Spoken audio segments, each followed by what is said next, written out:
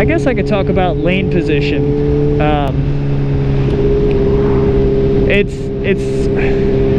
It's really all opinion, sort of. There probably are better lane positions to ride in, but it's always changing.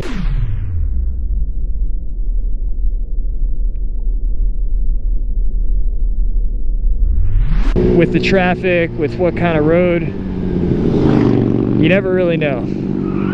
Jesus fuck. Okay, so the guy behind me was just not watching, and that's a perfect example, man. I had to stop real quick and he wasn't fucking watching.